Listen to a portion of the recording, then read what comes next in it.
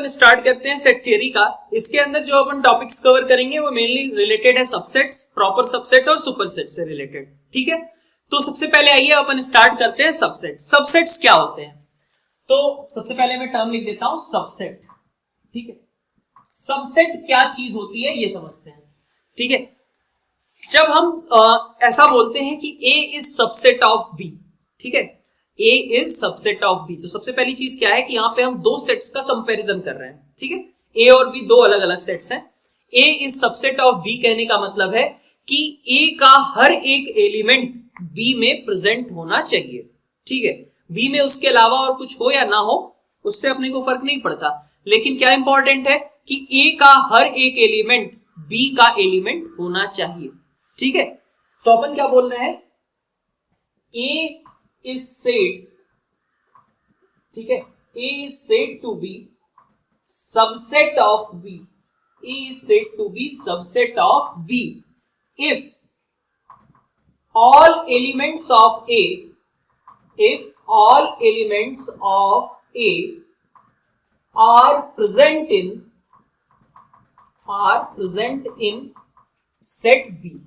ठीक है, क्या कह रहे हैं यहां पर, एक सेट A को, ठीक है, सेट A, बल्कि ऐसे लिख लो, set A is said to be subset of B if all elements of A are present in B. ठीक है, हमने B पे कोई कंडीशन नहीं लगाई है, हमने बस ये कहा है कि A का हर एक एलिमेंट B का एलिमेंट होना चाहिए। B में उसके अलावा कुछ है कुछ नहीं है उससे अपने को फर्क नहीं पड़ता। फॉर एग्जाम्पल अपन अगर देखें तो अगर अपन कहें कि A सेट कुछ ऐसा है 1 2 -1, ठीक है, B सेट अगर हम बोले 1 2 3 4 -4 -3 -2 -1, है ना, ऐसा। ठीक है, तो ये A और B सेट लिखे हैं। क्या मुझे चेक करना होगा सबसेट देखने के लिए?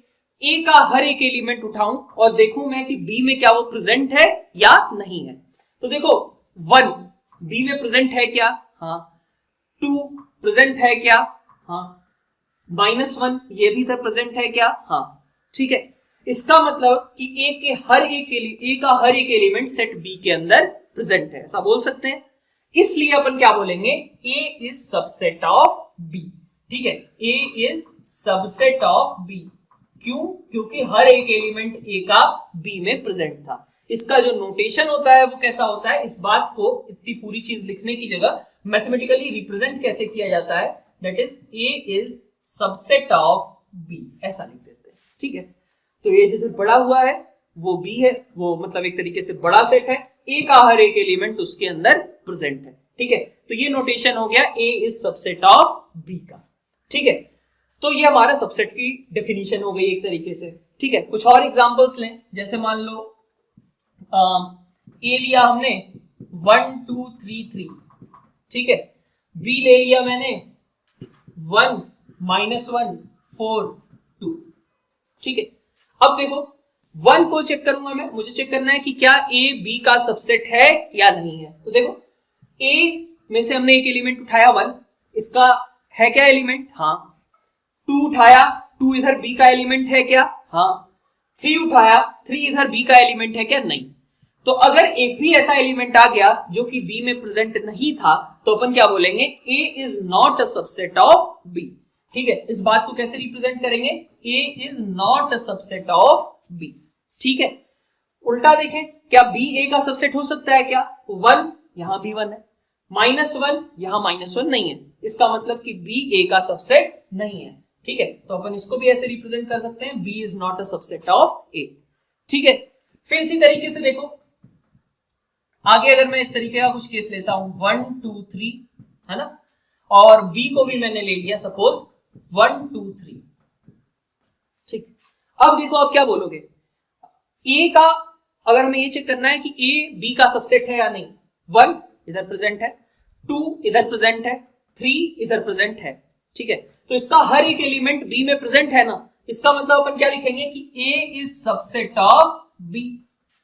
ठीक है, अब B की साइड से देखें, B की साइड से देखें तो 1 इधर है, मतलब अपन क्या चेक करना चाह रहे हैं, B is subset of A, ये है या नहीं है। तो B का एलिमेंट उठाएंगे, B का एलिमेंट 1 इधर एलिमेंट है क्या? हाँ। 2 इधर एलिमेंट है क्या? 3 इधर एलिमेंट है क्या?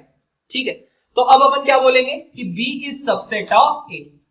तो अपन ऐसा बोल सकते हैं क्या कि अगर A और B दोनों ही एक दूसरे के सबसेट्स हो तो अपन क्या कह सकते हैं, A और B आपस में कैसे थे, देखो यहाँ पे दोनों आपस में इक्वल थे। तो ये भी कहा जा सकता है कि if A and B are, ठीक है, subsets of each other, subsets of each other, ठीक है, अगर ये इंफॉर्मेशन दी गई है तो अपन क्या बोल सकते हैं, दे आर इक्वल सेट्स, ठीक है। A and B are equal sets बोला जा सकता है, ठीक है। A और B दोनों आपस में इक्वल सेट्स थे, दोनों एक दूसरे के सबसेट्स आ रहे हैं, ठीक है। तो ये हमारे सबसेट्स की डेफिनेशन हो गई। सबसेट्स में हमने क्या बोला कि A को B का सबसेट कब कहेंगे, जबकि A का हर एक एलिमेंट B में प्रेजेंट होना चाहिए। B में उसके अलावा भी कुछ एक्स्ट्रा हो भी सकता है, हो सकता है कि उसमें कोई भी एक्स्ट्रा एलिमेंट ना हो। तो A is subset of B, इस तरीके की चीज डिनोट कैसे की जाती है वो हमने बताया। इफ जैसे यहां पे केस देखें A is not subset of B, तो बस एक लाइन लगा दो जैसे हम डज नॉट बिलोंग टू के लिए लगाते थे, बिल्कुल उसी तरीके से। फिर क्या कहा, अगर A और B दोनों ही एक दूसरे के सबसेट्स होंगे तो इसका मतलब क्या है, क्वेश्चन में क्या कहना चाह रहा है कि A और B दोनों ही इक्वल सेट्स है। प्रॉपर सबसेट क्या होता है, तो प्रॉपर सबसेट भी एक टर्म है, बस बिल्कुल सबसेट का ही एक थोड़ा और स्पेसिफाइड फॉर्म है, ठीक है।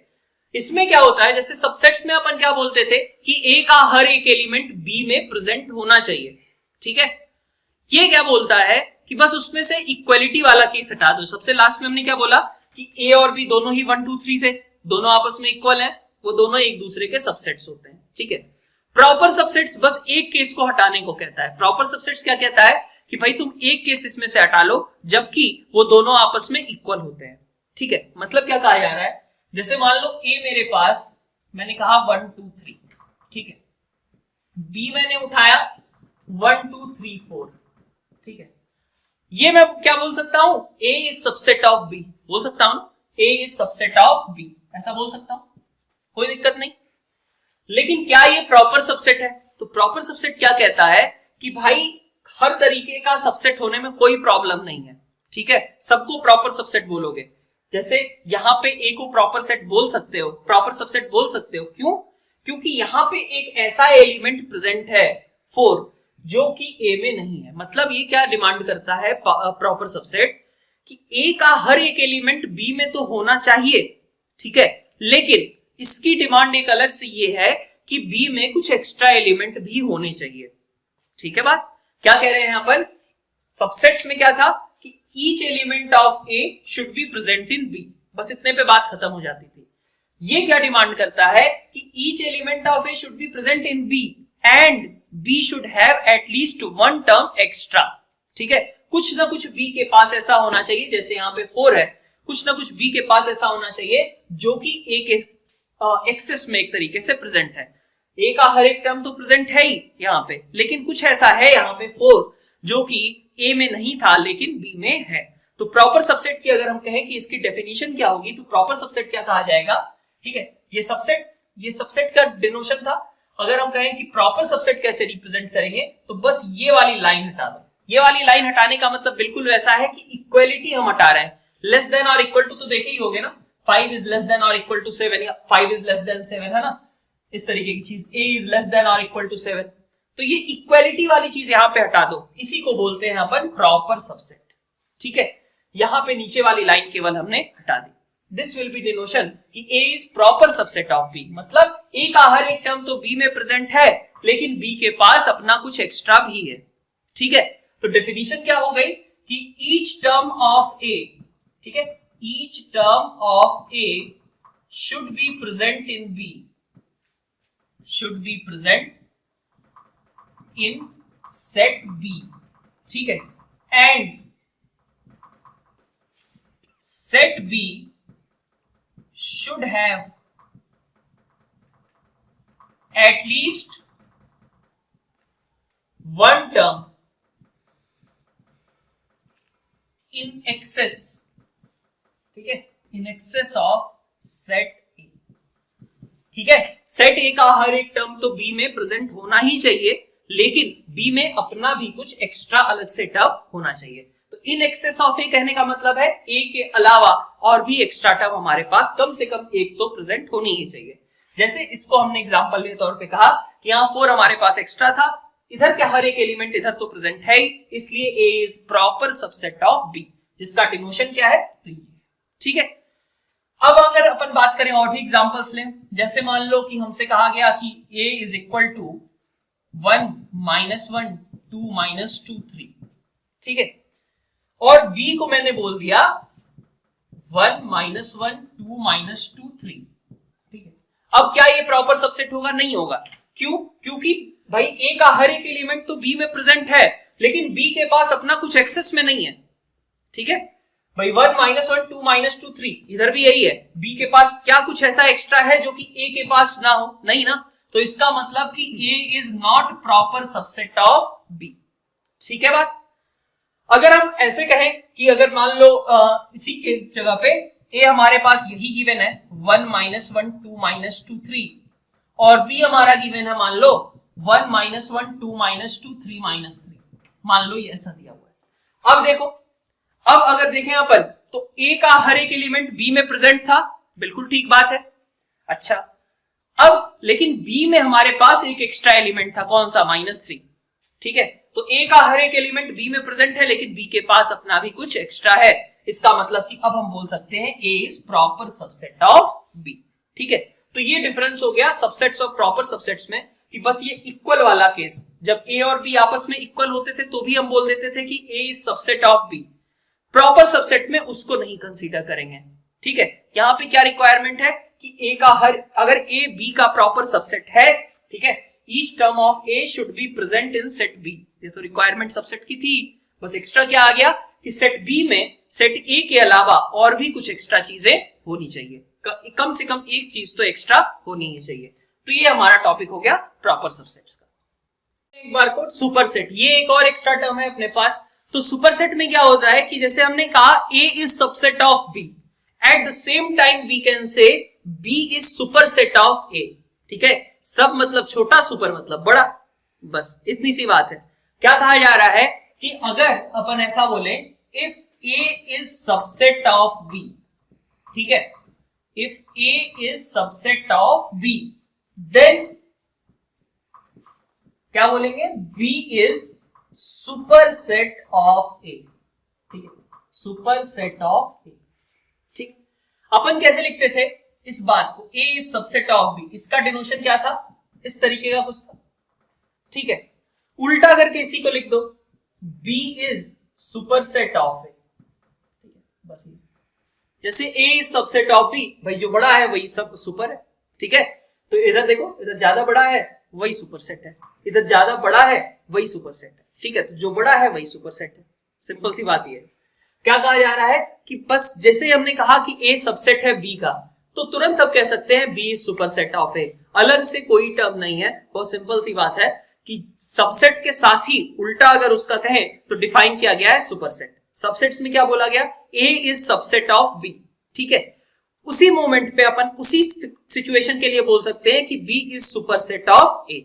ठीक है, जैसे हमने कहा कि a हमारा 1 2 3 है, ठीक है, b हमारा 1 2 3 4 है, तो अपन बोल रहे थे ना कि a is subset of b।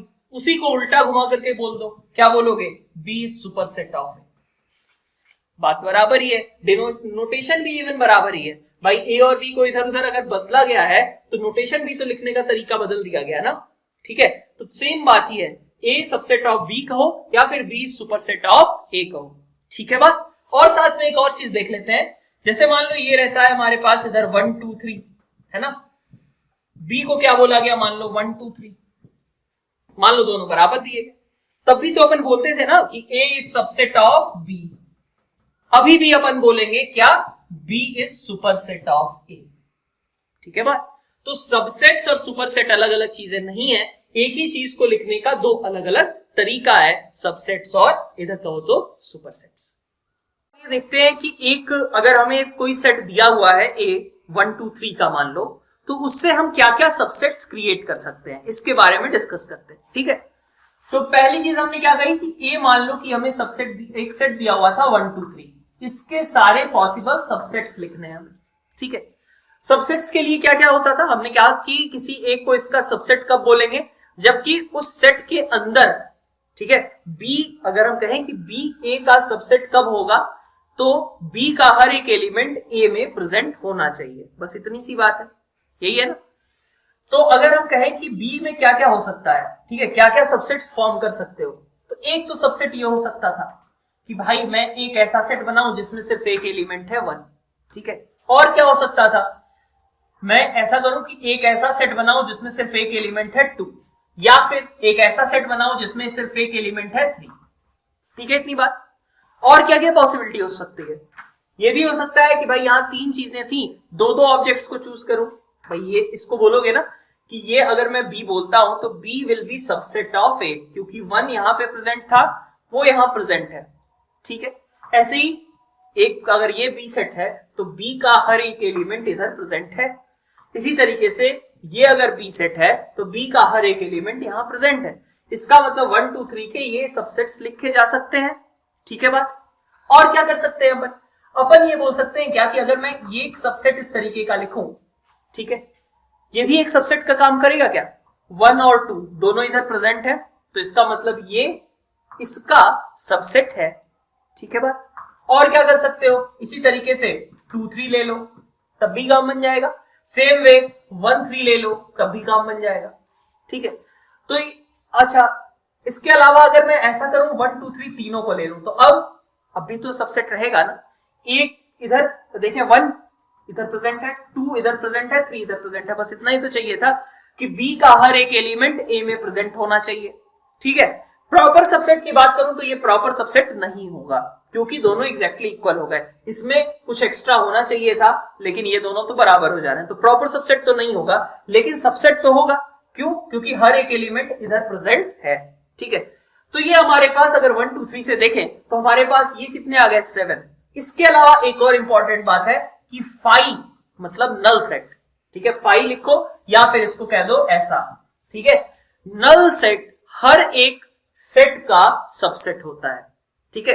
क्या कह रहे हैं अपन, नल सेट हर एक सेट का सबसेट होता है, ठीक है बात। इसको अगर कुछ लोग इस तरीके से डिफाइन करते हैं कहते हुए कि भाई मैं ऐसा कह दूं क्या कि इसमें कुछ है, भाई मैं सबसेट कब नहीं बोलूंगा, जबकि मेरे पास कुछ तो ऐसा एलिमेंट होना चाहिए जो कि ए में ना प्रेजेंट हो, बी में बी ए का सबसेट कब नहीं बोला जाएगा, कभी नहीं बोला जाएगा जबकि बी के पास कोई ऐसा एलिमेंट हो जो कि ए में नहीं है, तभी तो बोलेंगे हम कि B is not a subset of A. बात मेरी समझ आ रही है क्या, इस चीज को अगर समझना चाहो फिर से मैं वापस से रिपीट कर रहा हूं, क्या कह रहे हैं अपन, बी को ए का सबसेट कब नहीं बोलेंगे, तभी नहीं बोलेंगे अगर हमारे पास बी में कोई ऐसा एलिमेंट है जो कि ए के पास था ही नहीं, तभी ऐसा बोलेंगे कि B is not a subset of A. तो अगर मैं कहूं कि बी नल सेट है, तो क्या नल सेट में कोई ऐसा एलिमेंट है क्या जो कि सेट ए में प्रेजेंट ना हो, तो भाई इसमें एलिमेंट ही नहीं है, तो बात ही खत्म हो गई, ठीक है, इसमें तो कोई एलिमेंट था ही नहीं, ठीक है। तो क्या ऐसा कोई एलिमेंट बचता है क्या जो कि इसका एलिमेंट ना हो। इस लॉजिक के साथ कुछ लोग इस चीज को जस्टिफाई करते हैं कि भाई नल सेट जो होता है वो हर एक सेट का सबसेट होता है, ठीक है। Null set is subset of every set. तो इस बेसिस पे अपन कुछ ये जो रिजल्ट हमने ऑब्टेन किया है उस बेसिस पे अपन कुछ नोट्स लिख लेते हैं। फर्स्ट पॉइंट अगर मैं कहूं तो फर्स्ट पॉइंट क्या है, यही null set is subset of every set, ठीक है। तो पहला पॉइंट यही है, null set is subset of every set. बात समझ में आई, ठीक है। नल सेट हर सेट का सबसेट होगा, ठीक है। सेकेंड बात करें आगे, कितने यहां पे एलिमेंट्स थे, 3 एलिमेंट्स थे ना, कितने सबसेट्स बने, देखो 1 2 3 4 5 6 7 8, टोटल 8 सबसेट्स बने हैं, ठीक है बात। क्या 8 के अलावा और कोई सबसेट बना सकते हो क्या, नहीं, ठीक है। तो मैक्सिमम लोगों को चूंकि अभी परमुटेशन कॉम्बिनेशन का आइडिया नहीं होगा, इसलिए अभी के लिए तो हमें ये फॉर्मूले के तौर पे या फिर कुछ रिजल्ट के तौर पे याद रखना होगा। वैसे इस चीज को हम परमुटेशन कॉम्बिनेशन वाले टॉपिक में अच्छे से कवर करेंगे कि अगर कोई एक एलिमेंट, एक सेट है जिसके अंदर सपोज m एलिमेंट्स है, ठीक है, जैसे यहां पे अगर हम कहें a में 3 एलिमेंट्स थे, तो हमारे पास कितने यहां पे सबसेट्स फॉर्म हो रहे हैं, 2 raised to power m, ठीक है, ये चीज पीएनसी में चूंकि मैक्सिमम लोगों को अभी पता नहीं होगा, इसलिए अपन उस चीज को परमुटेशन कॉम्बिनेशन वाले पार्ट को नहीं डिस्कस कर रहे हैं, अपन सीधा रिजल्ट पे अभी फिलहाल फोकस कर रहे हैं।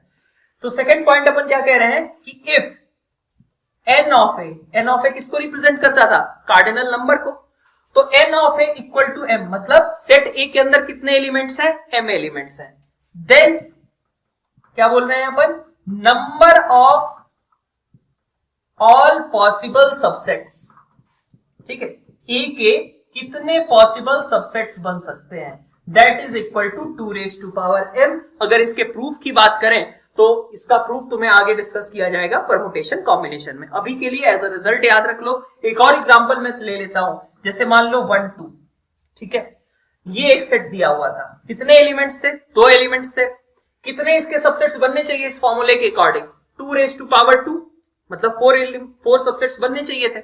क्या क्या होंगे बना करके देखें क्या, तो देखो एक सबसेट तो 5 होगा ही होगा, अभी हमने बोला 5 is subset of every set, ठीक है, और क्या होगा, बल्कि अलग अलग लिखते हैं अभी, 5 एक सबसेट हो गया, एक सबसेट होगा सिर्फ 1 को रख लो, एक सबसेट होगा सिर्फ 2 को रख लो, और एक सबसेट क्या होगा 1 और 2 दोनों को रख लो, कितने टोटल केसेस बने, 4 ही केसेस बने ना।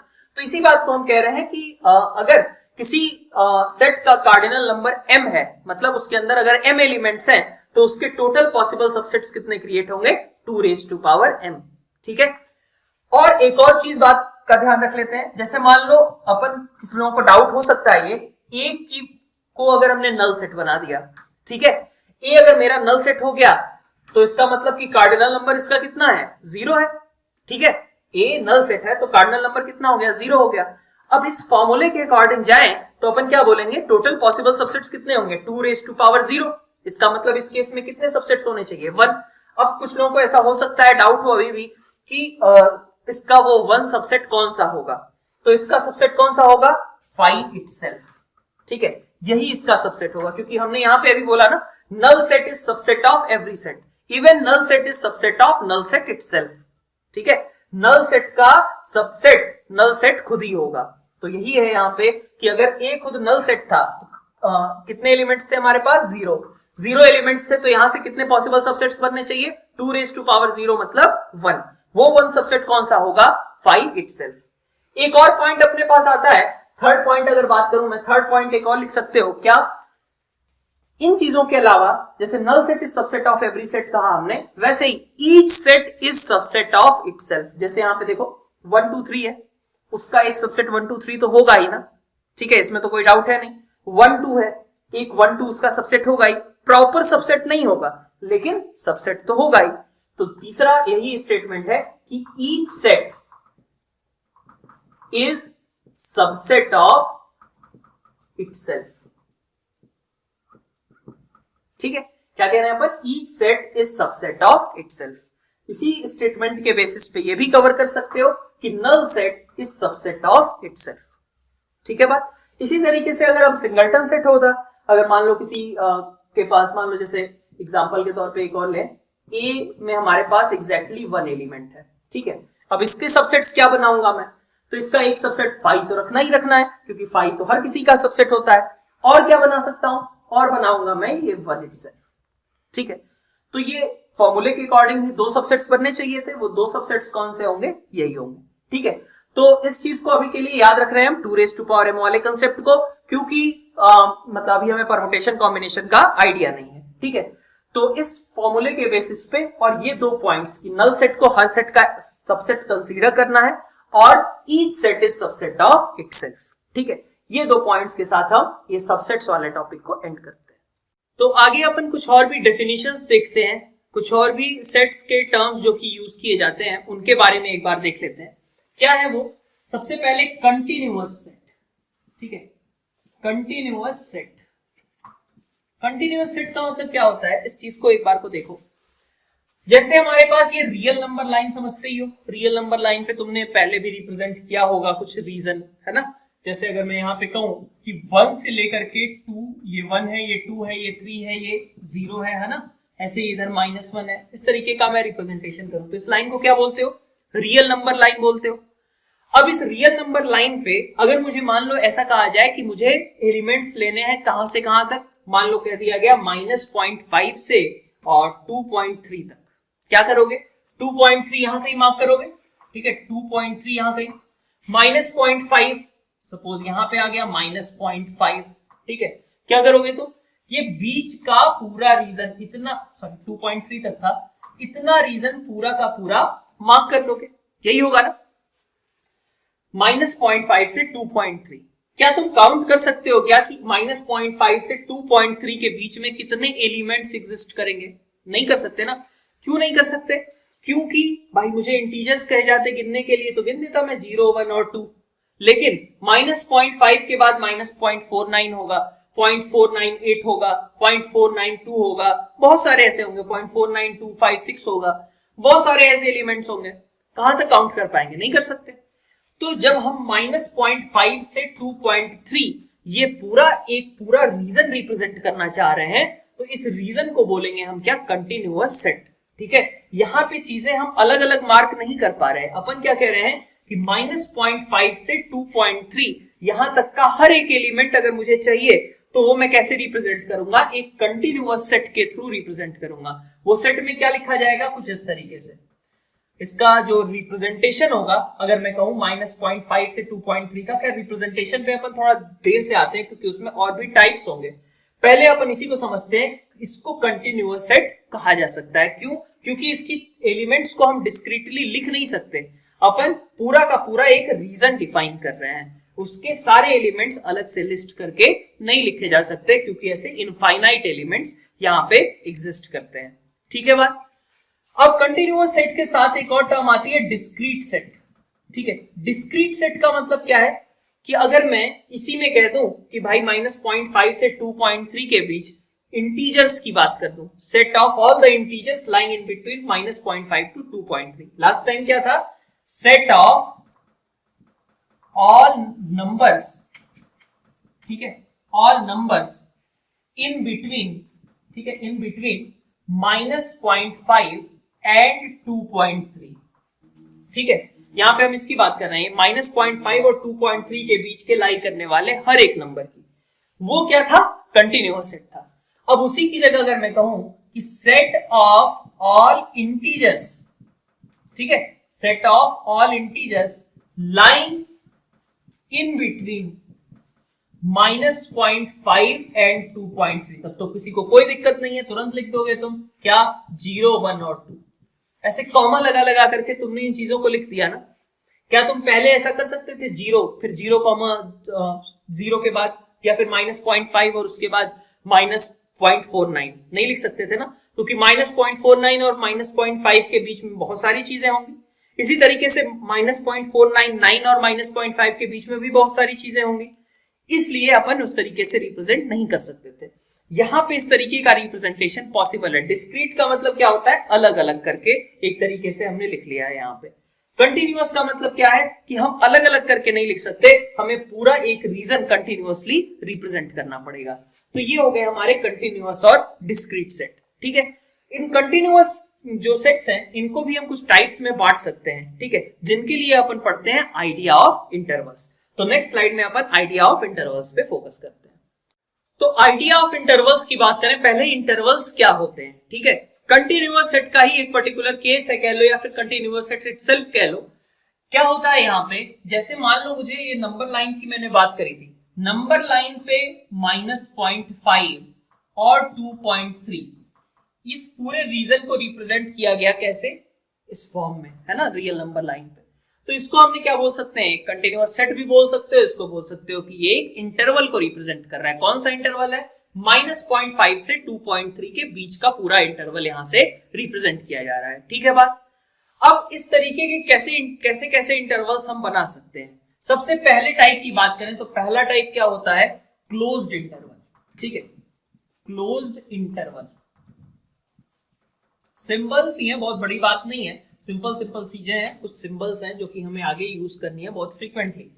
तो क्लोज्ड इंटरवल में क्या होगा, जैसे अगर मान लो मैं चाहता हूं कि ये मेरे कंटिन्यूअस मुझे ए से बी के एलिमेंट चाहिए, ठीक है, और मुझे ए वाला पॉइंट भी चाहिए खुद में बी वाला पॉइंट भी चाहिए, तो क्या करूंगा मैं, मुझे बेसिकली क्या चाहिए था, इस तरीके का रीजन चाहिए था जिसमें बी भी इटसेल्फ इंक्लूडेड हो और ए भी इटसेल्फ इंक्लूडेड हो।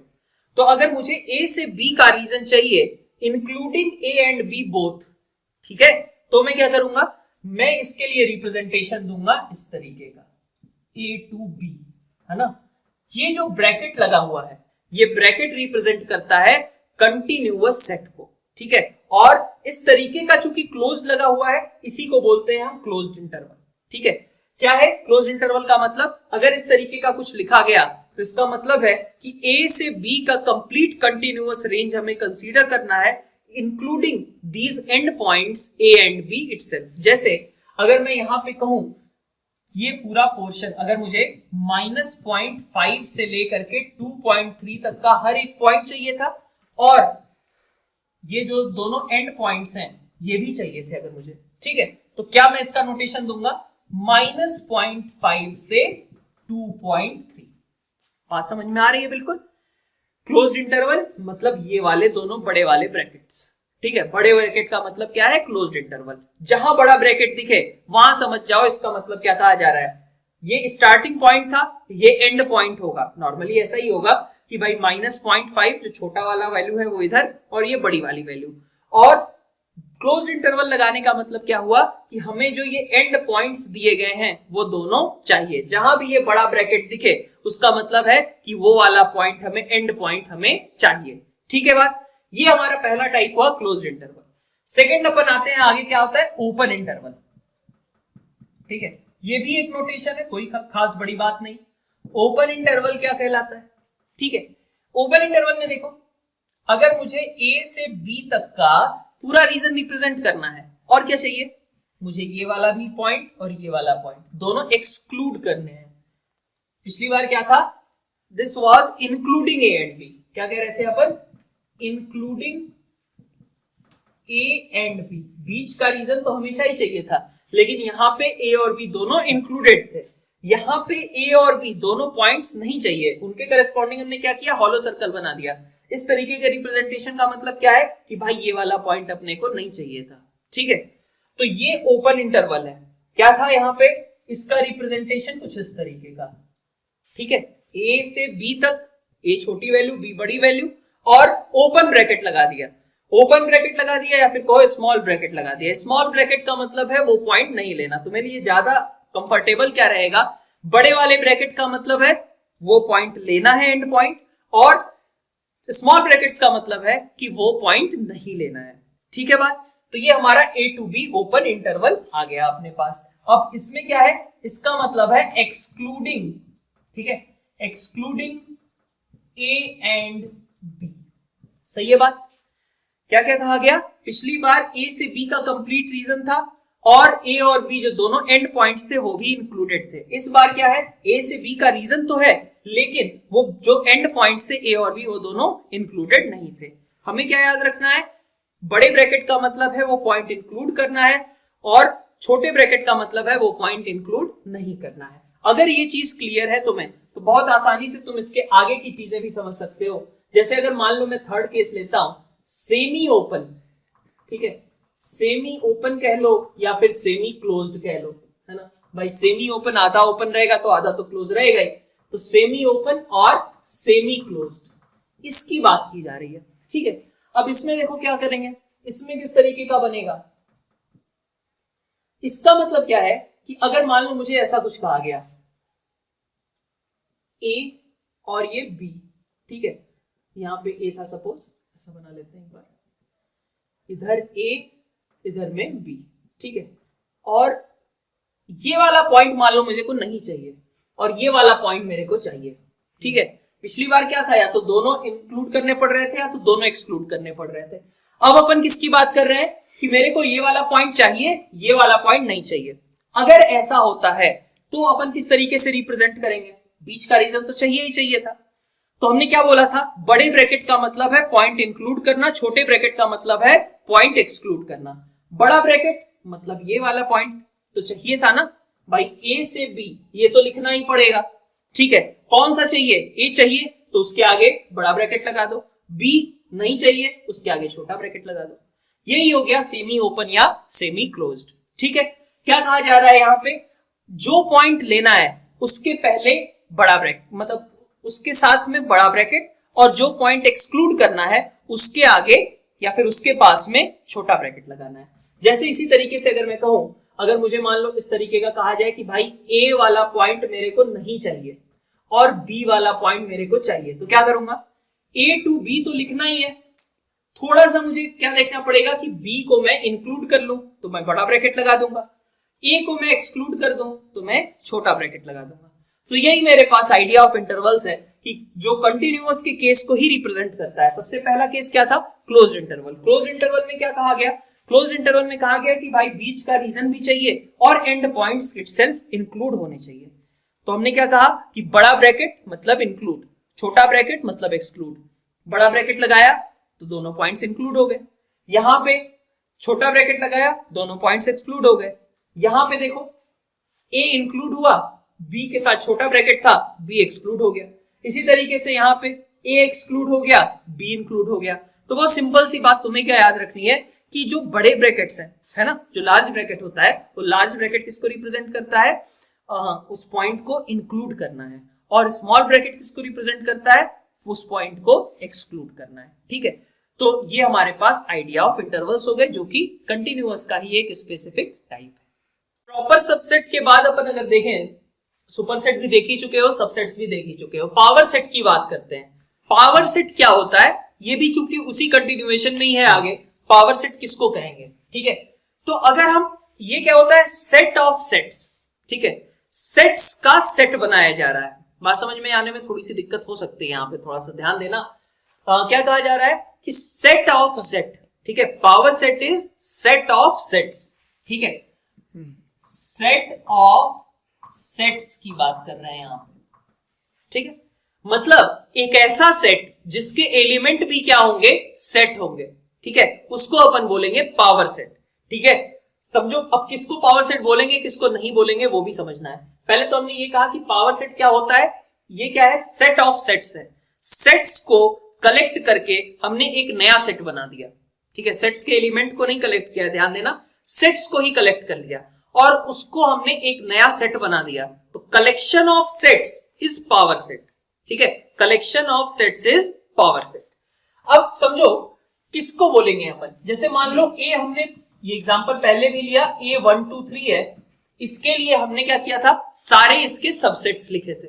ठीक है बात, तो मान लो मैं इसके सबसेट्स लिखता हूं, क्या होगा, एक तो 5 होगा, एक 1 हो गया, है ना, एक इसी तरीके से 2 हो गया, एक इसी तरीके से 3 हो गया, है ना, और 1 2 2 3, ठीक है, एक 3 1 और एक हो गया हमारे पास 1 2 3। ये सारे सबसेट हमने सबसेट्स लिख लिए।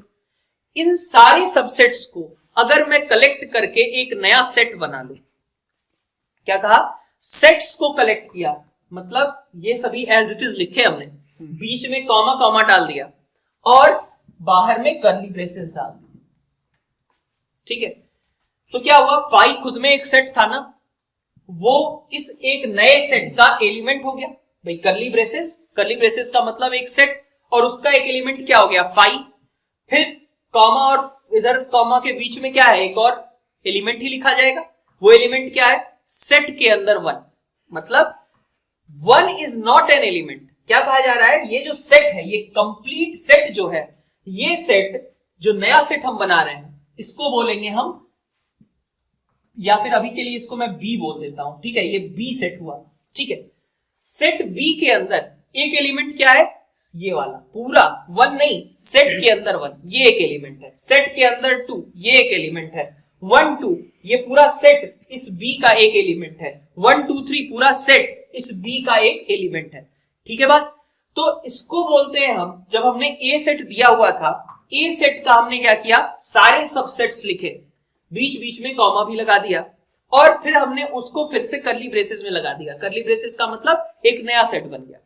ठीक है, अब उस सेट बी के ये सभी क्या थे, एलिमेंट्स थे। ठीक है, इस बी को क्या बोलेंगे हम, B will be called power set of A. ठीक है, बी को हम क्या बोलते हैं, पावर सेट ऑफ ए। ठीक है, इसका मतलब क्या हो गया कि ए के सारे सबसेट्स का जो सेट बनाया जाएगा, ए के सारे सबसेट्स का जो कलेक्शन या फिर कहो ए के सारे सबसेट्स का जो नया सेट बनाया जाएगा उसको हम बोलेंगे पावर सेट ऑफ ए। ठीक है, क्या कहा जा रहा है? Power set of A is set of, ठीक है, all subsets, set of all subsets of set ए। क्या किया तुमने? ए के सारे सबसेट्स लिख डाले। ठीक है, अब नया सेट बनाना है अगर तो बीच में कॉमा कॉमा डालना ही पड़ेगा, कॉमा डाल दिया और उसके बाद बाहर से कर्ली ब्रेसेस लगा दिए। तो बी हमारे पास एक ऐसा सेट आया जिसके अंदर जो हर एक टर्म लिखी हुई थी वो क्या थी? खुद में सबसेट थी। किसकी? इस ए की, 1 2 3 की। क्या कहा मैंने?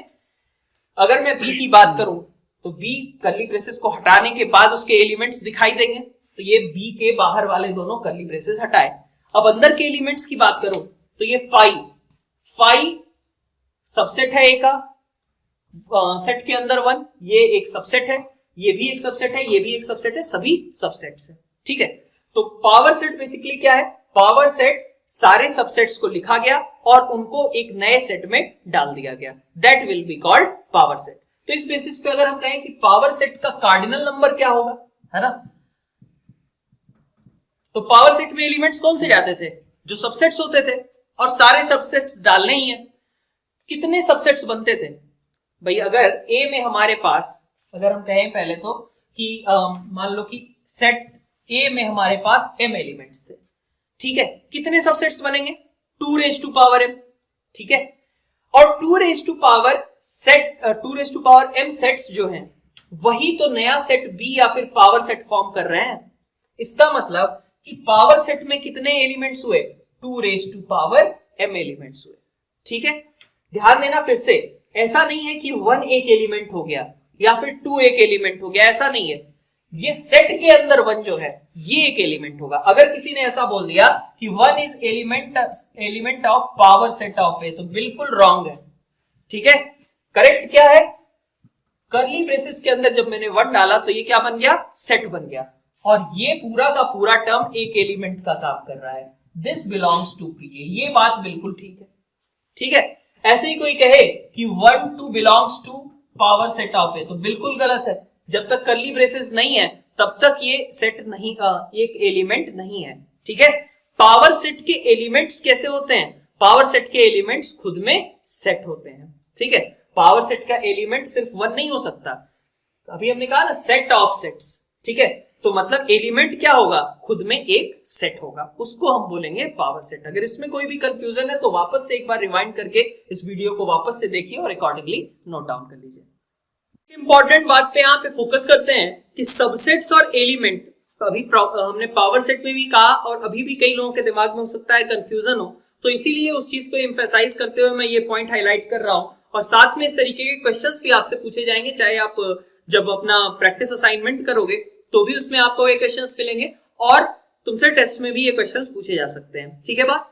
तो इस बात पे ध्यान दो कि किसको हमें सेट बोलना है, सबसेट बोलना है, और सबसेट किसको बोलना है, और इसके अलावा किसको एलिमेंट बोलना है।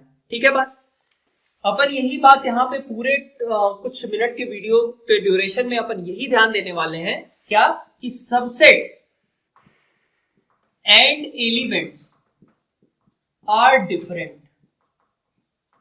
ठीक है, subsets and elements are different, ये बहुत इंपॉर्टेंट बात है। इसमें कई लोगों को शुरू में कंफ्यूजन हो सकती है, ओवर द पीरियड धीरे धीरे टाइम के साथ ये क्वेश्चंस वगैरह देखते हो तो अपने आप खत्म हो जाएगी, बट अपन ट्राई करेंगे कि यहीं पे वो पैदा ही ना हो वो दिक्कतें।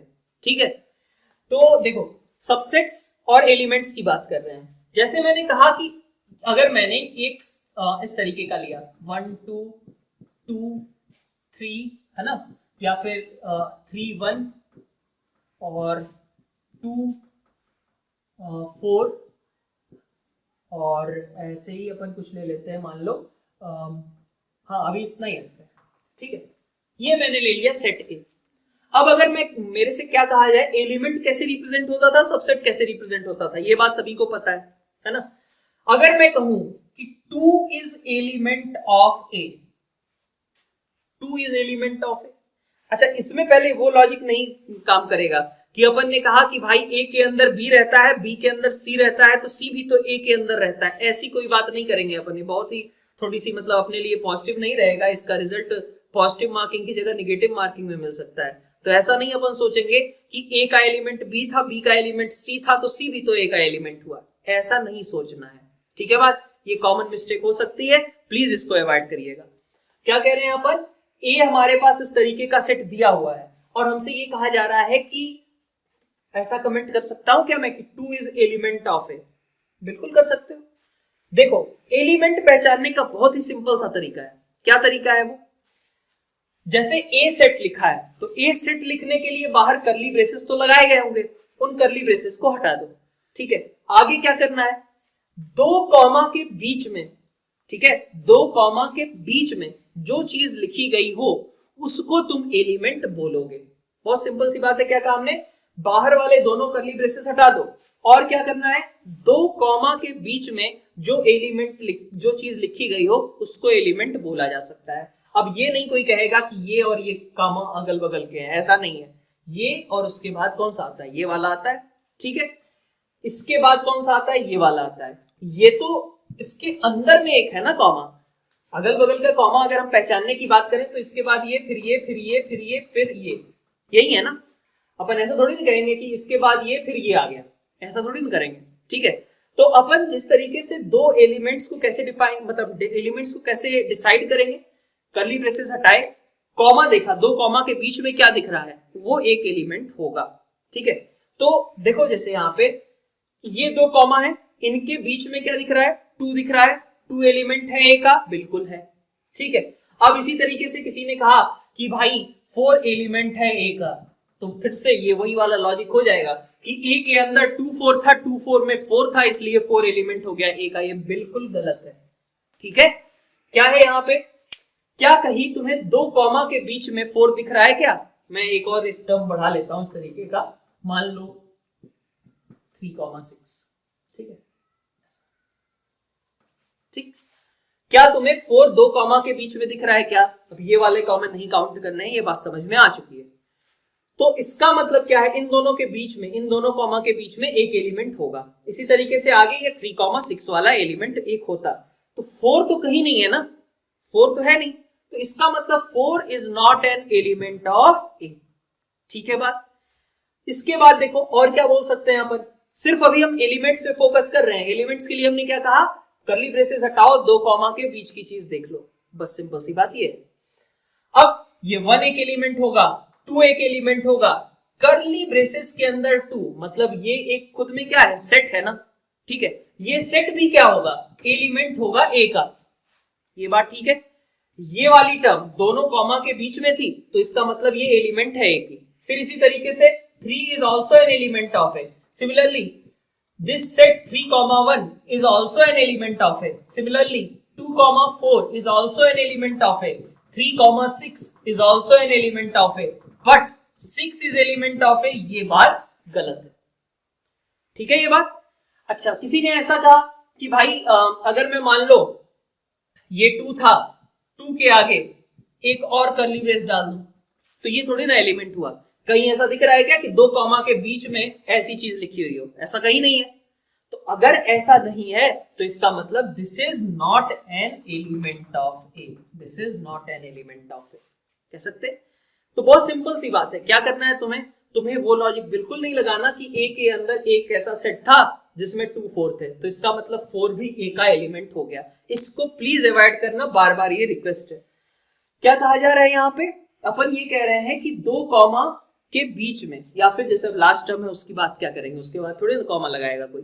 ठीक है, तो इस तरीके के केसेस अगर जहां पे भी आए तो अपने को एलिमेंट है या नहीं है इस बारे में कमेंट करना है। तो कैसे डिसाइड करेंगे, क्या हमारे पास बाहर वाले दोनों करली ब्रेसेस को हटाने के बाद क्या ऐसे 2 कॉमा दिख रहे हैं जिनके बीच में वो एलिमेंट मुझे मिल रहा हो? क्या ऐसा है? अगर ऐसा है तब तो वो एलिमेंट होगा और अदरवाइज वो एलिमेंट नहीं होगा।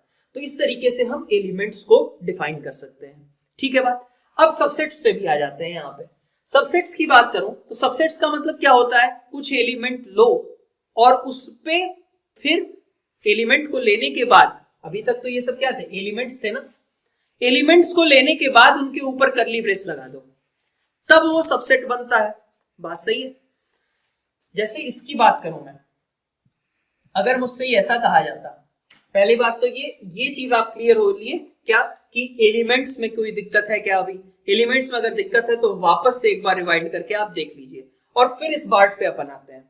ठीक है, क्या कह रहे हैं अपन कि अगर ऐसा कुछ कह दिया जाए तो क्या ये बात सही होगी क्या। तो अपन क्या करेंगे, सबसेट्स तो क्या होते हैं, सबसेट्स के अगर मैं बाहर वाले दोनों करली ब्रेसेस हटा दूं तो अंदर में मुझे क्या मिलेंगे, एलिमेंट्स मिलेंगे ना।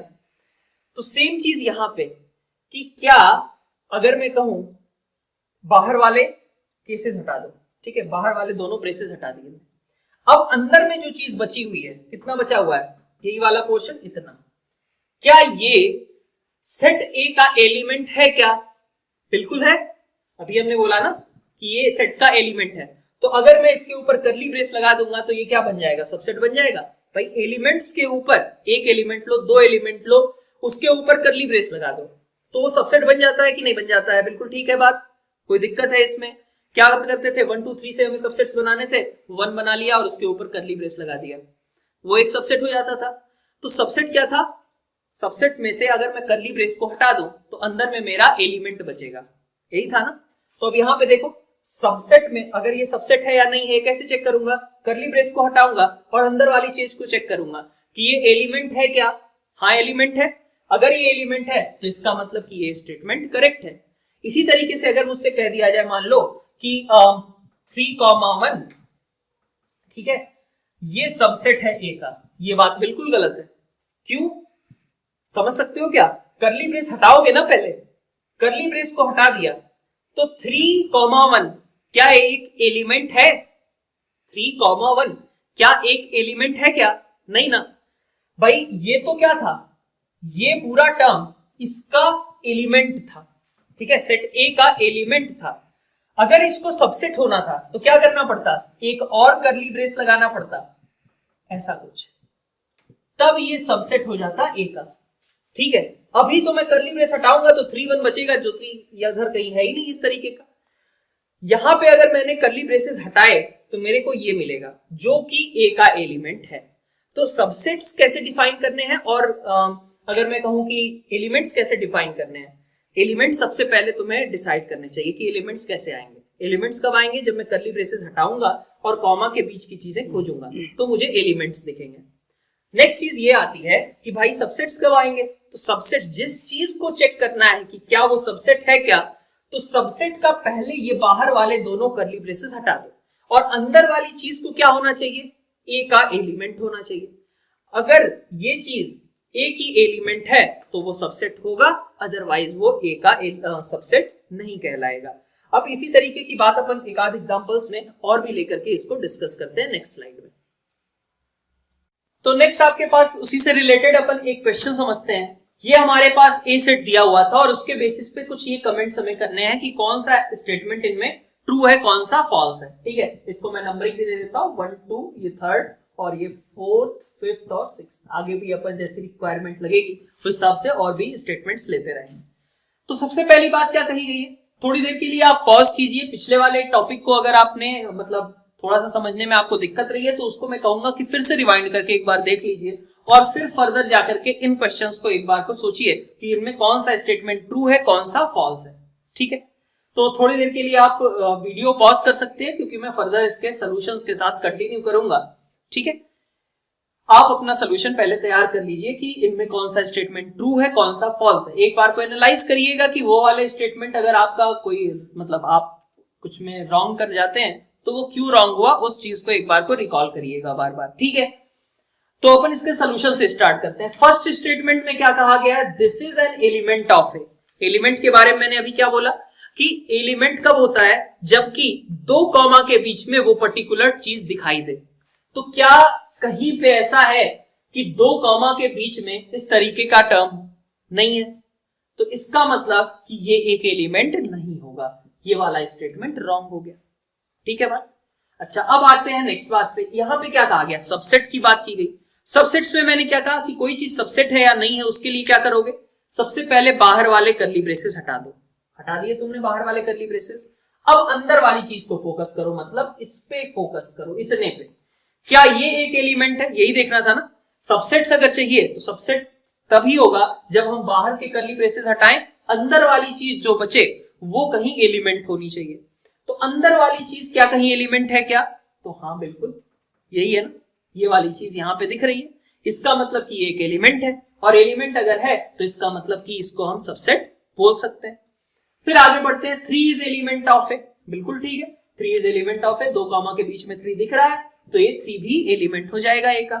फिर आगे बढ़ते हैं, इसके बारे में कहा गया दिस इज एलिमेंट ऑफ ए, ये भी बात बिल्कुल ठीक है भाई, इधर भी दिख रहा है ये सेम चीज, एलिमेंट की बात की जा रही है, सबसेट की नहीं है, ध्यान रखना। सबसेट रहते तो पहले कर्ली ब्रेसेस हटाने पर। अब आगे बढ़ते हैं, 3 इज एलिमेंट ऑफ ए, ऐसा कहीं है क्या कि 2 कॉमा के बीच सेट में 3 दिख रहा हो? नहीं है ना। 3 is not an element of A, बल्कि अगर ऐसा कहा जाता कि दिस 3 है ना, इस तरीके का ही लिखा हुआ और सबसेट ऑफ ए, तो ये बिल्कुल ठीक था। क्यों? क्योंकि सबसेट के लिए तो पहले हम क्या करेंगे, बाहर के कर्ली ब्रेसेस हटाएंगे, बाहर के कर्ली ब्रेसेस हटाए तो सिर्फ 3 बचा। ये 3 क्या एलिमेंट है? हाँ है, इसका मतलब ये वाला स्टेटमेंट अगर होता तो बिल्कुल करेक्ट होता। इसकी बात करूं, 5 is element of A, 5 is element of A, ऐसा नहीं है। क्यों? क्योंकि ए के अंदर 1 5 और उसके अंदर 5 है, 5 एलिमेंट थोड़ी ना है ए का, ठीक है, तो ये वाली बात भी अपने पास रॉन्ग हो जाती है। फिर और भी अगर इसी तरीके का कॉम्बिनेशन लो, मान लो कि तुम्हारे पास इस तरीके का कुछ दिया गया है 3 1 5, ठीक है, और इसके बाद ऐसा लगा दिया हमने, ठीक है, तो ये क्या होगा? ये एलिमेंट होगा, है ना, ये एक एलिमेंट होगा या सबसेट होगा, बताओ कुछ, ठीक है। क्या है यहां पे? अगर एलिमेंट है तो हमें क्या चाहिए, ये पूरा का पूरा कहीं 2 कॉमा के बीच में दिख रहा होना चाहिए। कहीं दिख रहा है क्या ऐसा 2 कॉमा के बीच में? ये पूरा का पूरा चीज एज इट इज नहीं दिख रहा है, इसका मतलब एलिमेंट नहीं है, ठीक है। सबसेट की बात करूं तो सबसेट के लिए मुझे क्या करना पड़ेगा, पहले तो मुझे बाहर वाले कर्ली ब्रेसेस हटाने पड़ेंगे। बाहर वाले कर्ली ब्रेसेस हटाए तो 3 की बात करूं और इसकी बात करूं, ठीक है, तो ये दोनों तो इसके एलिमेंट है ना, 3 भी इसका एलिमेंट है, ये वाली चीज भी इसका एलिमेंट है, तो इसका मतलब कि उसके ऊपर कर्ली ब्रेस लगा करके हम सबसेट बना सकते थे, ठीक है। तो सबसेट कैसे चेक करेंगे, बाहर वाले कर्ली ब्रेसेस हटा दिए, अंदर वाली चीज को हमने यहां देखा कि क्या वो एलिमेंट है, तो हाँ बिल्कुल एलिमेंट है, इसका मतलब ये वाला स्टेटमेंट हमारा करेक्ट हो गया। तो बस यही पे हमें ध्यान रखना है कि अगर हमारे पास कर्ली ब्रेसेस लगे हुए हैं, ठीक है, तो सबसेट के केस में उनको हटाना है और उसके बाद चेक करना है कि क्या अब बची हुई चीज एलिमेंट है या नहीं है। एलिमेंट के लिए क्या देखना है, एलिमेंट के लिए बस ये देखना है कि 2 कॉमा के बीच में हमारे पास क्या चीजें लिखी हुई हैं। तो होप कि ये वाली चीज आपको क्लियर हो गई होगी। थोड़ा बहुत अगर आपको अभी भी डाउट रह गया है तो मोस्ट प्रोबेबली आप जब आगे क्वेश्चंस और भी सारे प्रैक्टिस करेंगे तो वो आपके डाउट्स आसानी से क्लियर हो जाएंगे। ऐसा कोई बहुत लॉजिकल टॉपिक नहीं है, बस रिप्रेजेंटेशन की अलग अलग टेक्निक है। नेक्स्ट अपन यूनिवर्सल सेट की बात करते हैं। यूनिवर्सल सेट ऐसा कोई बहुत ही स्पेसिफिक सेट नहीं है। ये क्या होता है कि अगर जिस भी क्वेश्चन की बात की जा रही है, जिस रेफरेंस में बात की जा रही है, उन सारे एलिमेंट्स का कलेक्शन, ठीक है, बहुत सारे एलिमेंट्स जिनका भी किसी क्वेश्चन में जिक्र है, जिस भी कॉन्टेक्स्ट में जिन चीजों की बात की जा रही है, उसके सारे पॉसिबल एलिमेंट्स अगर मैं कंबाइन करके एक सेट बनाऊं तो उसको बोलते हैं अपन यूनिवर्सल सेट। क्या बोला मैंने कि अगर डेफिनेशन वाइज कहूं तो यूनिवर्सल सेट क्या है कि it is collection of all the elements which are actually relevant in a particular context, ठीक है, किसी पर्टिकुलर कॉन्टेक्स्ट में जितने सारे एलिमेंट्स पॉसिबल हो सकते हैं उन सब का अगर किसी जगह पे कलेक्शन कर लिया जाए तो यूनिवर्सल सेट होता है। यूनिवर्सल मतलब उसके बियॉन्ड कुछ भी नहीं है, ठीक है। तो जिस क्वेश्चन की हम बात कर रहे हैं, जिस रेफरेंस में हम बात कर रहे हैं, उसमें जितनी पॉसिबिलिटीज हैं उन सभी को कंबाइन करके अगर हम एक उन सभी एलिमेंट्स को कंबाइन करके एक सेट बना ले तो that will be called universal set, ठीक है। तो ये क्या है, इसकी डेफिनेशन में एक बार फिर से लिख दे रहा हूं। यूनिवर्सल सेट किसको कहते हैं? इट इज अ सेट, ठीक है, it is a set containing all elements relevant to a particular context, ठीक है, to a particular context, ठीक है, किसी पर्टिकुलर कॉन्टेक्स्ट में, किसी पर्टिकुलर रेफरेंस में, किसी पर्टिकुलर क्वेश्चन में जिन चीजों की बात की जा सकती है वो सारी चीजें जिस सेट में प्रेजेंट हो वो एक यूनिवर्सल सेट कहलाएगा। जैसे अगर तुमसे कहा जाए कि स्कूल के बच्चों का कलेक्शन, ठीक है, स्कूल के बच्चों का कलेक्शन अगर मैं कहूं तो तुम ऐसा भी कर सकते हो कि भाई हर एक बच्चे का केवल ले लो, या फिर मैं एक यूनिवर्सल सेट की बात करूं तो जैसे क्लास 7th, ठीक है, इसकी बात मैं कर रहा हूं, क्लास 7th के स्टूडेंट। अब क्लास 7th के स्टूडेंट्स तो ऐसा भी किया जा सकता है ना कि पूरे दुनिया जहान के जितने भी हमारे पास क्लास 7 के स्टूडेंट्स हैं सबको कंबाइन कर लिया जाए, तो वो एक यूनिवर्सल सेट हो जाएगा कि भाई जिनकी भी बात की जा रही है वो लोग यहाँ पे तो इस पर्टिकुलर सेट में तो प्रेजेंट होंगे ही होंगे, बाकी और कहीं हो ना हो उससे नहीं फर्क पड़ रहा है, लेकिन वो सभी लोग उस पर्टिकुलर सेट में तो प्रेजेंट होंगे ही होंगे। तो यूनिवर्सल सेट का मतलब क्या है, बहुत ही एक मतलब तरीके से कह लो कि बहुत ही सिंपल सी बात है कि जितने भी टर्म्स की हम किसी क्वेश्चन में बात करने वाले हों, जितनी भी पॉसिबिलिटीज हों, उन सभी को क्लब करके अगर हम एक सेट बनाएं तो उसको बोलते हैं यूनिवर्सल सेट। ठीक है, इसका अगर रिप्रेजेंटेशन कहूं तो इसका रिप्रेजेंटेशन होता है यू से। ठीक है, यू अगर कहीं इस तरीके से लिखा गया है तो उसका मतलब है यूनिवर्सल सेट। ठीक है, अब यूनिवर्सल सेट के बाद अपन नेक्स्ट स्टार्ट करते हैं वेन डायग्राम। ठीक है, बहुत सारे लोगों ने पहले भी बना रखा होगा वेन डायग्राम। ठीक है, वापस से इसको देखते हैं अपन। वेन डायग्राम में क्या होता है, वेन डायग्राम क्या है कि सेट को डिनोट करने का एक पिक्टोरियल वे है। पिक्टोरियल मतलब पिक्चर के फॉर्म में हम सेट को रिप्रेजेंट कर रहे होते हैं, जो क्वेश्चंस होते हैं उनको हम पिक्टोरियल फॉर्म में ड्रॉ कर रहे होते हैं, उससे हमारा थोड़ा विजुअलाइजेशन क्वेश्चन का और कई सारी चीजें थोड़ी इजी हो जाती हैं। ठीक है, तो वेन डायग्राम क्या है, बेसिकली पिक्टोरियल वे है रिप्रेजेंट करने का सेट्स को। ठीक है, इसके थ्रू हम बहुत सारे क्वेश्चंस वगैरह में भी हेल्प ले सकते हैं। विजुअलाइजेशन बहुत सारी चीजों को जो बहुत ज्यादा वाइड फॉर्म में, बहुत ज्यादा लंबे चौड़े फॉर्म में लिखी गई हो, उनको क्लब करके हम छोटा बना सकते हैं। तो वेन डायग्राम क्या है, वेन डायग्राम बेसिकली, ठीक है, Venn diagram is a pictorial way to represent sets. ठीक है, ये एक सेट को ही रिप्रेजेंट करने का पिक्टोरियल वे है। अब इसमें क्या क्या होता है, नॉर्मली कुछ ज्योमेट्रिकल फिगर्स के थ्रू हम जाते हैं, जो हमारे कॉमन डिनोशंस है उनको मैं एक बार को यहाँ पे डिस्कस कर लेता हूं। जैसे यूनिवर्सल सेट, यूनिवर्सल सेट की बात करें तो उसका वेन डायग्राम जब बनेगा तो नॉर्मली हम रेक्टेंगल के फॉर्म में बनाते हैं। किसी ने कुछ और भी बना दिया तो ऐसा नहीं कि गलत कर दोगे, लेकिन नॉर्मली जो होता है यूनिवर्सल सेट वो रेक्टेंगल के फॉर्म में बनता है। ठीक है, इसी तरीके से अगर मुझे मान लो इसके अंदर दो अलग अलग सेट सपोज रिप्रेजेंट करने हैं तो मैं सर्कल के फॉर्म में रिप्रेजेंट करूंगा। सेट ए हो गया, सेट बी हो गया, इस तरीके से। सर्कल के अलावा अदर फॉर्म भी किए जा सकते हैं, लेकिन मतलब जो जनरल नोटेशन है, फिर से मैं कह रहा हूं कि मैं जनरल नोटेशंस की केवल बात कर रहा हूं यहाँ पे। तो वेन डायग्राम क्या हो गया, एक नॉर्मली हमने कहा कि नॉर्मली हम जब स्पेसिफिक सेट्स की बात आती है, सेट ए सेट बी इस तरीके की, तो उसको हम सर्कल्स के फॉर्म में मतलब रिप्रेजेंट करते हैं। और जहां तक हमारी बात है यूनिवर्सल सेट की, तो यूनिवर्सल सेट हमारा एक रेक्टेंगल के फॉर्म में रिप्रेजेंट किया जाता है। ठीक है, अब इसमें से इस तरीके के सेट्स बनाने का मतलब क्या होता है वेन डायग्राम में अलग अलग चीजों का, वो अपन आगे नेक्स्ट स्लाइड्स में देखते हैं। आगे हम वेन डायग्राम और यूनिवर्सल सेट का एक बार को एक एग्जांपल के थ्रू समझते हैं कि वेन डायग्राम और यूनिवर्सल सेट दोनों ही चीजें एक साथ में तुम्हें समझ में भी आ जाए। जैसे यूनिवर्सल सेट के तौर पे मैं बात करूं तो मैं ऐसा कह सकता हूं सेट ऑफ ऑल इंटीजर्स या set of all positive integers. ठीक है, इसको मैं एक यूनिवर्सल सेट अगर मानता हूं तो उसको मैं कैसे रिप्रेजेंट कर रहा हूं, यूनिवर्सल सेट के बारे में मैंने क्या कहा कि यूनिवर्सल सेट को कैसे रिप्रेजेंट किया जाता है, एक रेक्टेंगल के फॉर्म में। तो अगर मान लो कि ये मेरा यूनिवर्सल सेट है, ठीक है, इसमें मैं किसकी बात कर रहा हूं, set of all integers, set of all integers. अब इसमें एक चीज और देख लेते हैं कि भाई इसके अंदर अगर हम सेट ए और सेट बी की बात करें, मान लेते हैं हम कि सेट ए है हमारे पास कुछ और उसके एलिमेंट्स हैं 1 3 7। ठीक है, बी एक सेट है जिसके एलिमेंट है -1 3 और 11 13, इसमें भी एक आध एलिमेंट्स और जोड़ लेते हैं, 8 मान लो, है ना, या फिर इसमें 5 और जोड़ लिया, इस तरीके का कुछ। ठीक है, तो अब अगर हम ये कहना चाहें कि इसको भी हम किस तरीके से पिक्टोरियली रिप्रेजेंट करेंगे वेन डायग्राम के फॉर्म में, तो उसके लिए क्या मेथड होगा, हमने क्या कहा कि ये तो यूनिवर्सल सेट हो गया रेक्टेंगल, और हमें क्या करना है, सर्कल के फॉर्म में हमें सेट ए और सेट बी को रिप्रेजेंट करना होगा। तो ये रहा मेरा सर्कल सेट ए और एक रहा सेट बी। ठीक है, मुझे क्या करना है, ए वाले सर्कल में, ये ए वाला सर्कल रहा, ये बी वाला सर्कल रहा।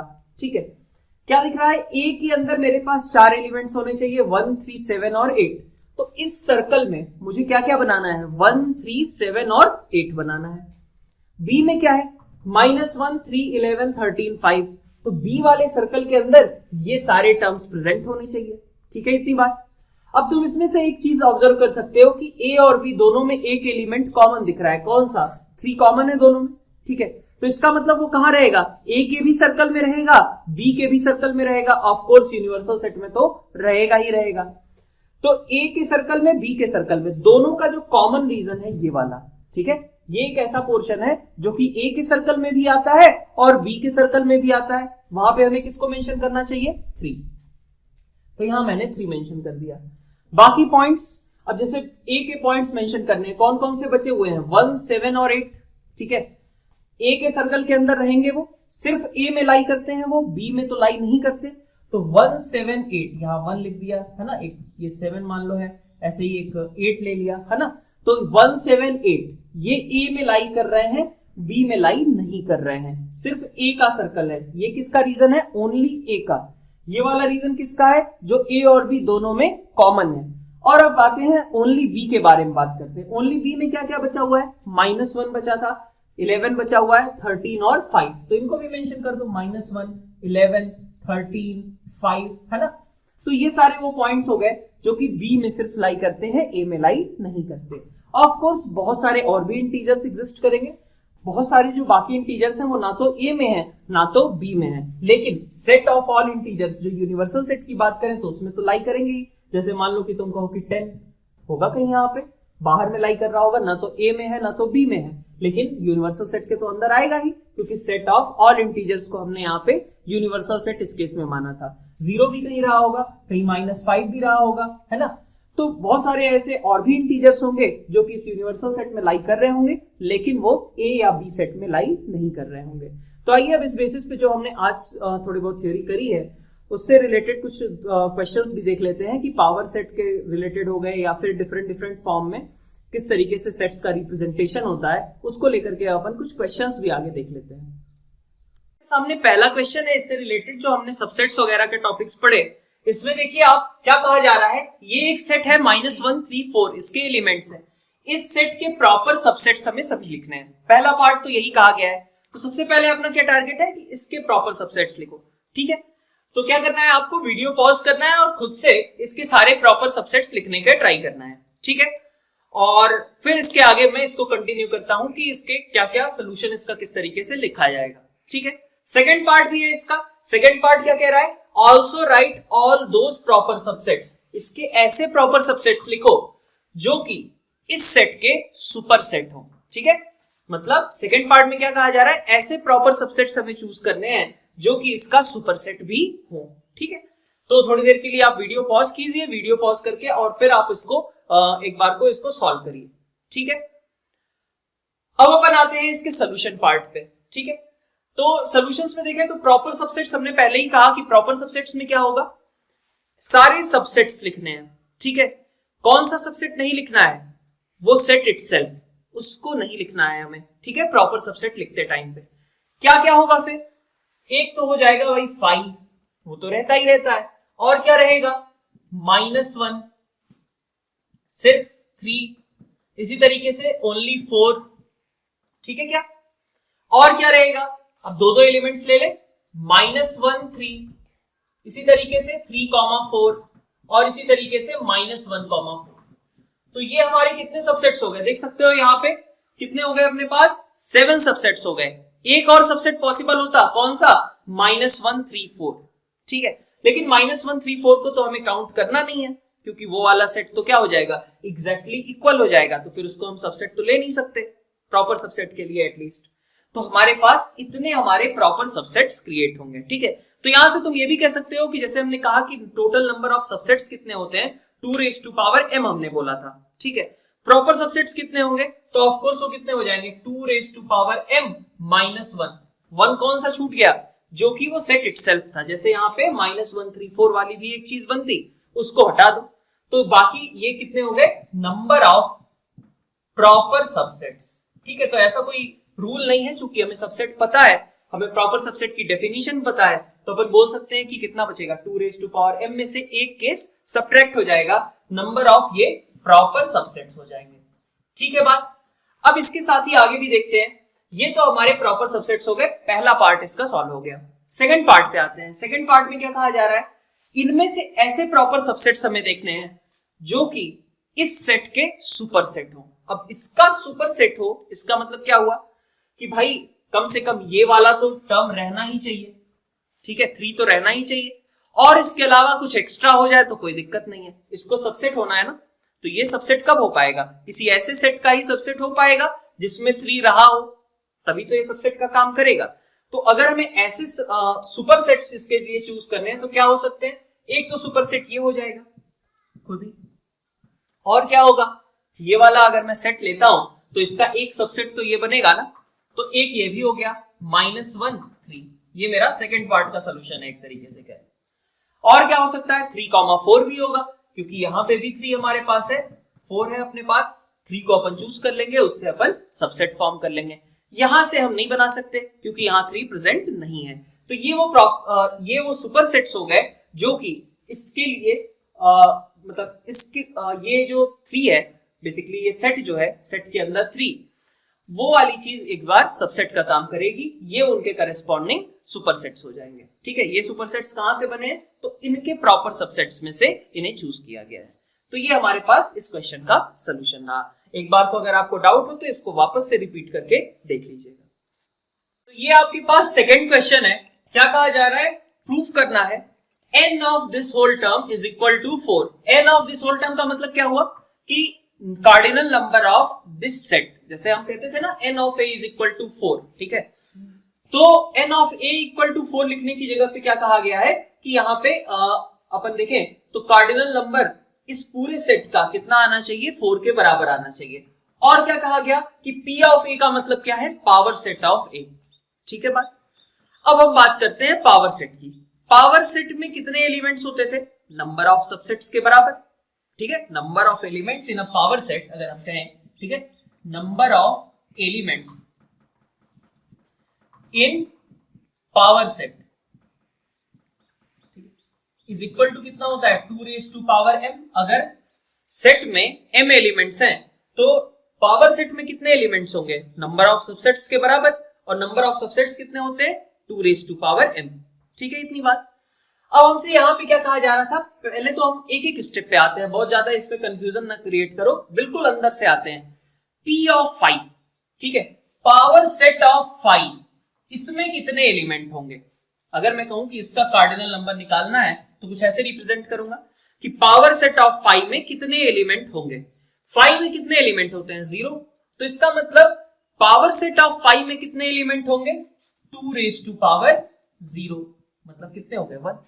ठीक है, अब मैं बात करता हूं कि अगर मैं इसका फिर से पावर सेट बनाऊं, मतलब मैं ऐसा कहना चाह रहा हूं कि सपोज अगर मैंने इसको ऐसा एज्यूम किया कि p of 5 is equal to suppose b।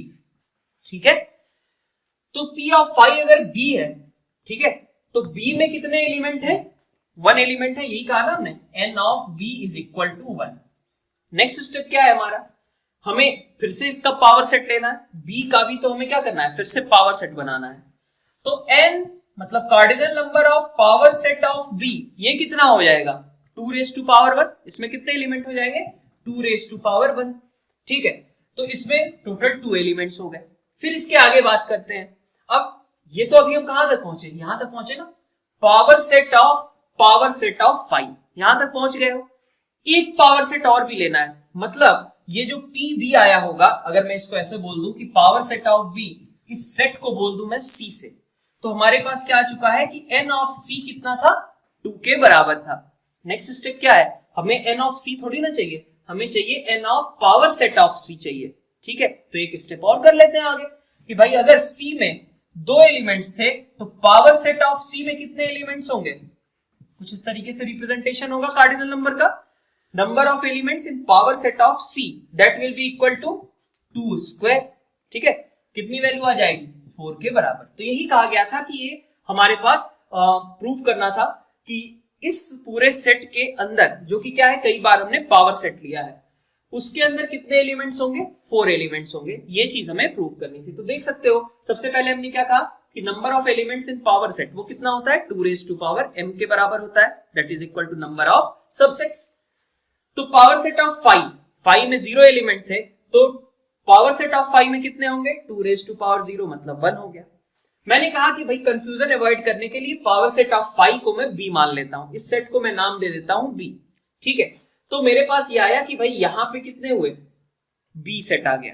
ठीक है, n ऑफ b की वैल्यू कितनी थी, 1 थी। b का फिर से पावर सेट लेना था, कितने आ जाएंगे, 2 की पावर 1 मतलब 2 elements. Power set of b को मैंने फिर से वही चीज अवॉइड करने के लिए नाम दे दिया, कंफ्यूजन अवॉइड करने के लिए c। तो यहां पे n ऑफ c कितना होगा, 2। मुझे क्या चाहिए, पावर सेट ऑफ c चाहिए था, तो पावर सेट ऑफ c में कितने एलिमेंट हो जाएंगे, 2 raised to power 2 that is equal to 4।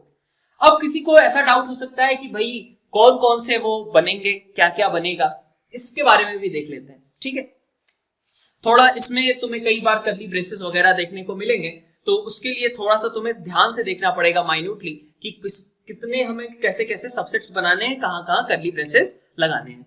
तो अगर मैं इसकी बात करूं, मैं ये तो खैर क्वेश्चन करने के लिए अपना सॉल्व हो चुका है।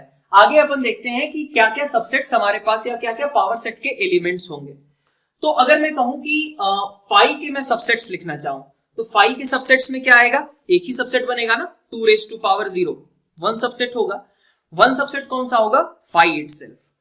तो अगर मैं कहूं कि सबसेट्स ऑफ 5 किसके बराबर होगा, ये क्या होगा, हमारे पास सिर्फ 5 इटसेल्फ आएगा। पावर सेट अगर मैं बनाऊंगा पावर सेट ऑफ 5, तो क्या लिखता हूं मैं, जो सबसेट आता है उसके ऊपर मैं कर्ली ब्रेसेस लगा देता हूं, सारे सबसेट्स को लिखता हूं और बीच में कॉमा लगाने के बाद कर्ली ब्रेसेस लगा देता हूं, यही करते हैं अपन। तो पावर सेट ऑफ 5 में क्या आएगा, सिर्फ 5 ही है, कोई और सबसेट ही नहीं है, तो बस कुछ कॉमा लगाने को नहीं है, बस यहां पे हम एक कर्ली ब्रेसेस लगा देंगे। ठीक है, तो हमारे पास क्या आ गया, ये चीज हमारे पास दिख गई कि भाई पावर सेट ऑफ 5 में कितने एलिमेंट होंगे, 1 एलिमेंट होगा। फिर आगे बढ़ते हैं, अब हमें क्या करना था, फिर से इस नए सेट का फिर पावर सेट बनाना था। तो अगर ये एक सेट है, इसके सबसेट्स क्या क्या होंगे, इस सेट के सबसेट्स क्या होंगे। देखो ये नल सेट तो रहा नहीं, ये कैसा हो गया, सिंगलटन सेट हो गया ना। सिंगलटन सेट हो गया मतलब नंबर ऑफ एलिमेंट्स इसमें कितने हैं, 1। तो कितने इसके सबसेट्स बनेंगे, 2 raised to power 1 मतलब 2 सबसेट्स बनेंगे। क्या क्या होंगे, एक तो 5 तो हर बार होता ही है, और एक बार ये एलिमेंट आ जाएगा और इसके ऊपर हमें लगाना पड़ेगा क्या, कर्ली ब्रेसेस। ठीक है, चूंकि हम ये तो उसके सबसेट्स हो गए, हम क्या करना चाहते हैं, हम चाहते हैं उसका पावर सेट लिखना। तो पावर सेट लिखने के लिए क्या करना होगा, सारे सबसेट्स लिख दिए थे हमने, अब उसके ऊपर हमने कर्ली ब्रेसेस बना दिए। ये बन गया हमारा पावर सेट ऑफ 5। ठीक है, बात क्या कहा, 5 का सबसे पहले सबसेट लिखा और 5 का एक ही सबसेट हो सकता था, उसके ऊपर हमने कर्ली ब्रेसेस लगा दिए, तो वो पावर सेट बन गया। फिर नेक्स्ट स्टेप पे हमने क्या कहा कि चलो भाई ये एक हमारे पास सेट है, इसका पावर सेट लिखना है। तो क्या करेंगे, पहले इसके सारे सबसेट्स लिखेंगे। इसके सबसेट्स क्या होंगे, एक ये होगा, एक ये होगा, उसके ऊपर कर्ली ब्रेसेस लगा दिए, तो क्या बन गया, पावर सेट बन गया। अब हमारे पास 2 एलिमेंट्स आ गए, तो अब इसके कितने सबसेट्स बनेंगे, भाई हमें कितनी बार पावर सेट लगाना है, 3 बार लगाना है। 2 बार हमने लगाया, हमारे पास 2 एलिमेंट्स आ चुके हैं। अब एक बार और अगर हम अप्लाई करें, तो सबसे पहले हम इसके सारे सबसेट्स लिस्ट करना चाहेंगे। सबसेट्स क्या क्या बनेंगे, एक तो भाई 5 बनता ही है नल सेट, और क्या क्या बनेगा, ये वाला एक एलिमेंट है, सिर्फ यही आ जाए। ठीक है, और क्या बन सकता है, ये वाला एलिमेंट आ जाए। अब ये वाला जब एलिमेंट आएगा तो इस चीज को समझो, ये तो एलिमेंट हुआ, इतना सबसेट बनाने के लिए बाहर से कर्ली ब्रेसेस लगेंगे ही, तो ये हमारे पास बन गए 3। और एक केस क्या होगा, जबकि दोनों को हम चूज करें, तो दोनों को जब चूज करोगे तो तुम्हारे पास ऐसा कुछ आ जाएगा। ठीक है, तो ये मेरे पास 4 इसके सबसेट्स हो गए। इन 4 सबसेट्स पे बाहर से कर्ली ब्रेसेस अगर हम लगा दें, तो 4 ये हमारे पास क्या बना देगा, फिर से पावर सेट बना लेगा। तो पावर सेट ऑफ 5, वो जो हम कह रहे हैं कि इसमें 4 एलिमेंट्स होने चाहिए, वो 4 एलिमेंट्स कौन से होंगे वो तुम यहां से देख सकते हो। क्या कहा, फिर से इस चीज को समझते हैं, थोड़ा सा कंफ्यूजन कुछ लोगों को हो सकता है कहीं पे कर्ली ब्रेसेस वगैरह लगाने में। सबसेट्स या फिर पावर सेट की बात करें, पावर सेट बनाने के लिए क्या चाहिए, सारे सबसेट्स लिस्ट करने होंगे और सारे सबसेट्स लिस्ट करके आगे करली ब्रेसेस लगाने होंगे। तो सबसे पहले ये देखो कि हमारे पास सबसे पहले क्या था, फाई था, इसके सबसेट्स लिखने हैं तो एक ही सबसेट होगा ना, फाई इटसेल्फ। ठीक है, फाई इटसेल्फ लिख दिया। पावर सेट चूंकि लिखना था तो हमने क्या किया, उस सबसेट को करली ब्रेसेस में डाल दिया। फिर नेक्स्ट स्टेप क्या था कि इस सेट के फिर से हमें पावर सेट बनाना था। तो पहले क्या करना पड़ेगा, इस सेट का जो कि अब क्या है, सिंगलटन सेट है, सिंगलटन सेट के हमें सबसेट्स लिखने होंगे। क्या करेंगे, एक तो फाई होता ही है हर सेट का सबसेट, और क्या होगा, एलिमेंट लिखा और उसके ऊपर करली ब्रेसेस लगा दिए। ठीक है, ये एक सबसेट हुआ, ये एक सबसेट हुआ, दोनों को एक साथ कंबाइन कर दिया तो क्या बन गया, पावर सेट बन गया। फिर इसी तरीके से आगे देखो, इसके बाद एक और पावर सेट बनाना था। तो अब क्या करेंगे, एक एलिमेंट लिया, मतलब एलिमेंट के लिया, पहले तो फाई तो खैर सबसेट होता ही है तो फाई लिख दिया, ये एलिमेंट लिया, उसके ऊपर करली ब्रेसेस लगाए, सबसेट बन गया, ये एलिमेंट लिया, करली ब्रेसेस लगाए, सबसेट बन गया, दोनों एलिमेंट लिए, करली ब्रेसेस लगाए तो सबसेट बन गया। और इन सारे सबसेट्स को एक साथ करली ब्रेसेस में डाल दिया तो क्या बन गया, वो फिर से पावर सेट बन गया। तो ये हमारे पास वो 4 एलिमेंट्स हैं जो कि यहां से हमने थ्योरेटिकली निकाले थे, यहां पे अपन दिखा पा रहे हैं कि वो कौन कौन से एक्चुअली एग्जिस्ट करेंगे। ठीक है, तो इसके साथ ये वाला क्वेश्चन एक बार को इधर पार्ट में तो कोई खास दिक्कत नहीं है क्वेश्चन में, लेकिन इस चीज को समझने के लिए आप चाहे तो एक बार को रिवाइंड करके देख लीजिएगा वीडियो। यहाँ पे हमारा लेक्चर 2 एंड होता है। होप कि ये आपके लिए बहुत ही अच्छा एक्सपीरियंस रहा हो, और एक बार को इसके सारे नोट्स वगैरह आप बना लो, और जो इस पे असाइनमेंट आपको दिए गए हैं वो आप एक बार को सॉल्व कर लीजिएगा। फर्दर हम आपके असाइनमेंट को आगे डिस्कस करेंगे नेक्स्ट वीडियो में। तो थैंक यू ऑल।